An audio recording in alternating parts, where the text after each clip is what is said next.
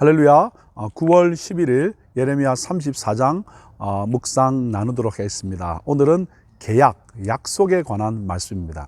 여러분 30장부터 33장까지 위로의 책, 아주 예레미야의 가장 중심적인 내용을 통해서 많은 은혜 받으신 줄 믿습니다. 이제 34장부터 38장까지는 이 예루살렘이 멸망하기 전에 예레미야의 사역에 관한 내용입니다. 자, 그러면 여러분 특별히 1절부터 오늘 내용에 보시면 7절까지는 뭐냐면 남유다의 20번째 왕, 마지막 왕인 시드기야의 최후에 대한 예언입니다. 여러분 아시는 것처럼 1년 반 동안 예루살렘 이 성이 바벨론에서 포위를 당하게 되고, 그래서 BC 586년 4월 9일 날 망하게 됩니다. 그 상황 가운데 뭐라고 예언하냐면, 이 바벨론 바벨론에게 바벨론 왕에게 이 성을 넘기게 되고, 그리고 너는 그의 손에 넘어가서 죽게 된다는 이야기입니다. 이렇게 예레미야가 예언하지만 시드기야는 듣지 않게 됩니다. 오늘 내용이 나와 있지 않지만 결국 내용을 보면 이 예루살렘 성이 바벨론에 의해서 쌓이게 되고, 그리고 몰래 도망가다가 잡혀서 그 아들들은 그 자리에서 죽게 되고, 시드기야는 두 눈이 뽑혀서 예루살렘으로 바벨론으로 잡혀가는 그런 이야기거든요. 근데 감사하게도 그 죽음에 대해서는 뭐라고 이야기하고 있냐면 5절에 칼에 죽지 아니하고 평안히 죽을 것이라고 이야기를 해주고 있습니다. 그리고 지금 상황이 어떤 상황이냐면 7절에 보시면 라기스와 아세가라와 유다의 견고한 성읍 중에 이것들만 남은, 즉 아주 큰 강력한 성읍들만 남고 전체가 다 망한 그런 어려운 상황 가운데 이 시드기야가 죽는다는 예언을 한 내용이 1절부터 7절 내용입니다. 이 이야기를 듣고 시드기야도 좀 겁이 났던지 8절부터 계약에 관한 설명을 하는데, 8절에 이렇게 시작합니다. 시드기야 왕이 예루살렘에 있는 모든 백성과 한 가지로 하나님 앞에서 계약을 맺고 자유를 선포한 후에 여호와께로부터 말씀이 예레미야에게 임하니라. 무슨 말씀이냐면, 이렇게 나라가 망했고 이제 예루살렘이 이 남유다가 바벨론에 넘어간다는 그 이야기를 듣고 시드기야가 하나를 결단합니다. 뭘 결단하냐면, 하나님 앞에서 계약을 맺고 자유를 선포하는 게 그 백성들과 함께 더불어 약속하는데, 그게 뭐냐면 이 9절에 보시면 그 계약은 내용을 설명합니다.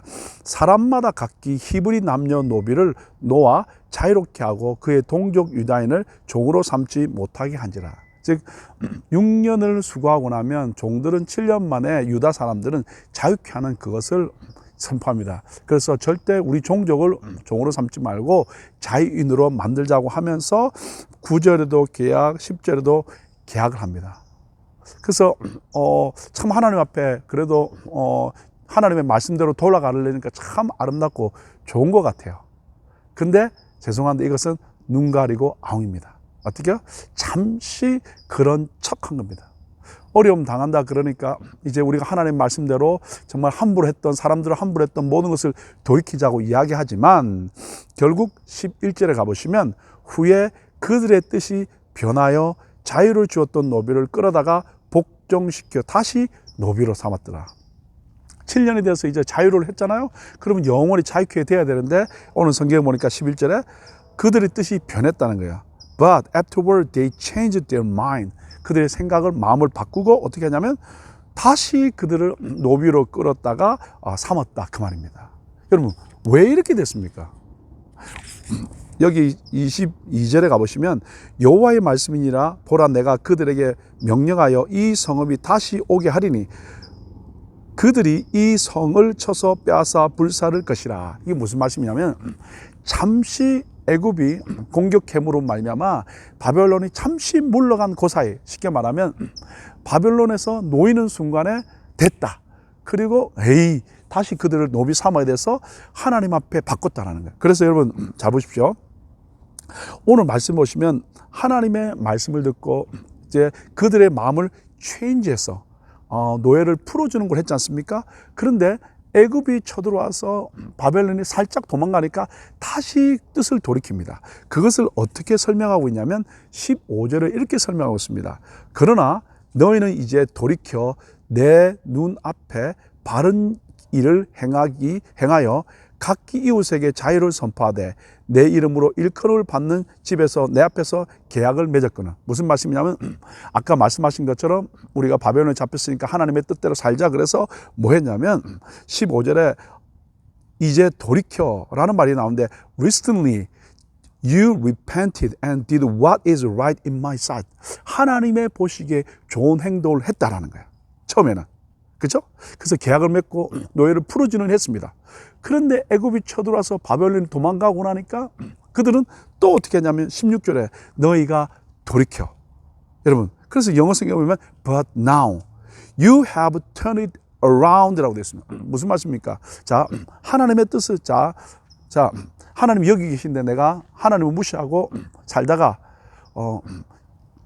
바벨론이 나를 포위 삼으니까 무서워서 아니 잘못해서 하나님 앞에 턴 어라운드 했어요. 그래서 하나님을 향해 가고 노비를 풀어주고 그랬습니다. 근데 바벨론이 이 애굽에서 공격당하자 바벨론이 도망가고 나니까 지금 잠시 자유를 누리고 나니까 살만하니까 하나님을 향하고 있다가 다시 어떻게 턴 어라운드 했다는 거예요. 그래서 영어 성경이 뭐냐면 너희가 돌이켜라고 이야기했지만 어떻게 턴 어라운드 했다는 거예요. 즉 원래 내가 하나님을 향해 살고 있지 않았는데 이 잘못 때문에 바벨론 공격 때문에 하나님께 돌아섰지만 또 애굽 때문에 어떻게 바벨론이 도망가니까 다시 돌이키니까 결국 어떻게 다시 하나님으로부터 턴 어라운드해서 하나님을 향해 가지 않는 안타까운 모습이 있게 됐다는 거예요. 결국 뭡니까? 하는 것 같지만 흉내는 내지만 어떻게 해요?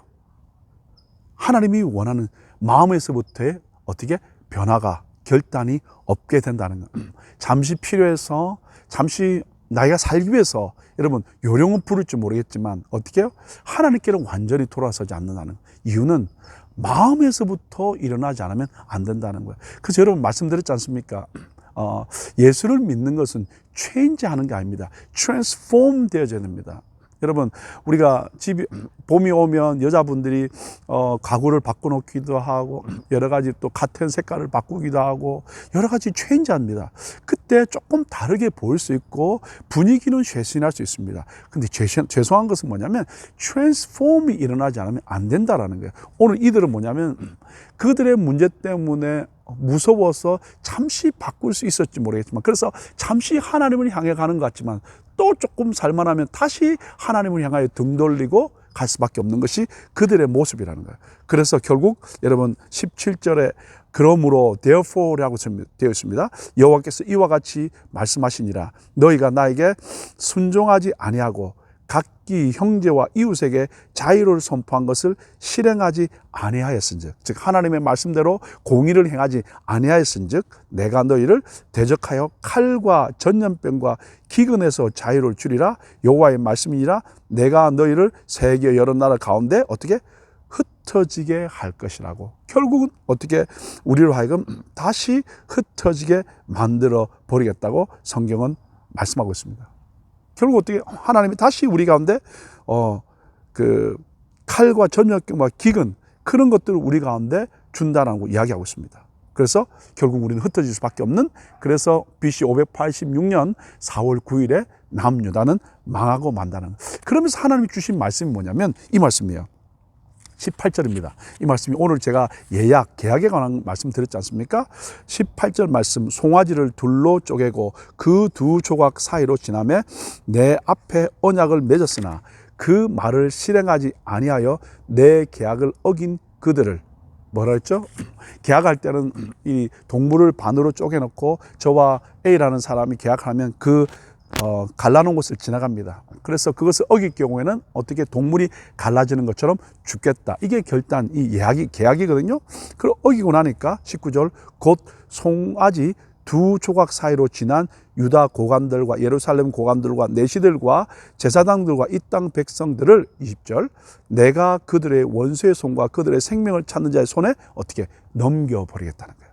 그의 시체가 공중의 새와 땅의 짐승의 먹이가 될 것이라고 성경은 말하고 있습니다. 그래서 결국 21절부터 바벨론에게 넘기게 되고 이 성읍에 어떻게 22절에 여호와의 말씀이니라 하면서 결국 주민 없이 되고 처참한 황무지가 된다고 결정 내리고 있습니다. 사랑하는 여러분, 오늘 잠시 그들이 돌아서는 것 같았지만, 그래서 잠시 뭔가 새로운 것 같았지만 결국 그들은 다시 죄로 돌아서게 되고, 그래서 결국은 어떻게 망할 수밖에 없다고 이야기했습니다. 오늘 내용을 말씀드리면서 저는 예약, 계약을 말씀드렸습니다.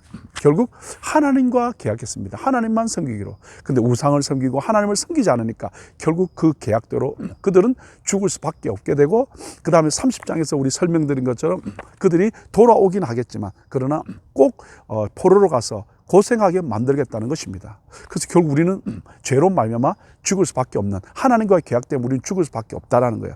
그런데 예수 그리스도가 나를 위해서 죽어주신 말미암아 우리 죄를 예수께 전가되어서 예수님이 죄가 되어서 죄덩이가 되어주심으로 말미암아 우리를 어떻게 살려주신 것이 바로 복음이라는 것을 기억합니다. 오늘 예레미야가 결국 이스라엘 백성들을 향하여 어떻게 계약을 지키라, 하나님의 계약을 지키라고 이야기한 것처럼 오늘도 우리 주님은 우리를 향하여 어떻게 이 계약을 지키라 라고 이야기하고 있습니다. 그 계약은 죄송한데 저와 여러분은 지킬 수 없습니다. 그래서 우리에게 필요한 것이 뭐냐면 십자가 예수입니다. 그 예수를 붙들어야 살 수 있습니다. 내 공의로, 내 노력으로는 그 계약과 그 노력, 그것들을 지킬 수 없음을 기억하면서 오늘도 다시 한번 하나님은 그 약속을 꼭 지키는 그분입니다. 그 말은 어떻게 우리 주님 다시 보내서 우리 주님 보내셔서 우리를 살리시고 우리 주님 다시 오셔서 우리를 천국으로 데려가시는 그 약속을 지키시는 그분을 기억하면서 오늘도 우리 죄를 용서하시고 우리를 살리신 그 주님을 기억하면서 하나님의 약속을 기억하고 오늘 하루하루 믿음으로 살면서 하나님의 약속대로 승리할 수 있는 여러분 되기를 예수 이름으로 축복합니다. 우리 세상에서 등 돌리고 하나님을 향해 가십시다. 어렵다고 잠시 주님을 향하는 크라이하는 것을 끝나지 않고 끝까지 어떤 상황 가운데서 변하지 않고 주님만 바라보고 달려갈 수 있기를 축복합니다. 어떻게 해요? 하나님의 약속을 붙들 때 가능합니다. 그들은 하나님의 약속을 붙들지 않았기 때문에 잠시 상황 때문에 돌이키는 것 같았지만 어떻게? 그들은 변할 수밖에 없었습니다. 그러나 하나님의 백성이 매일매일 주시는 하나님의 약속 말씀 붙들고 어떻게 세상을 등지고 하나님을 향하여 달려가는 우리의 삶이 될 수 있기를 예수 이름으로 축복합니다. 같이 한번 기도하겠습니다. 하나님, 예레미야 34장 말씀을 통하여 하나님이 그 약속을 이행하겠다고 말씀해 주셔서 감사합니다. 하나님, 그런데 우리는 그 계약을, 약속을 이행할 수 있는 힘과 능력도 없습니다. 잠시 어려우면 하나님 그 계약을 돌이키고 그리고 또 올바로 하려고 하지만 또 상황이 나아지면 변할 수밖에 없는 것이 저와 우리 모든 것을 고백합니다. 그래서 오늘 다시 한번 십자가의 예수를 붙들고 오늘도 나를 향하여 끝까지 약속지키시는 주님 붙들고 나아가기를 원합니다. 그리고 그 계약 약속의 말씀 붙들고 나아가서 세상을 등지고 주님만 바라보며 따라갈 수 있는 복된 하루로 축복하여 주옵소서. 감사합니다. 예수님 이름으로 축복하며 기도 올려옵나이다. 아멘. 하나님의 약속 말씀 붙들고 오늘도 승리하기를 예수 이름으로 축복합니다.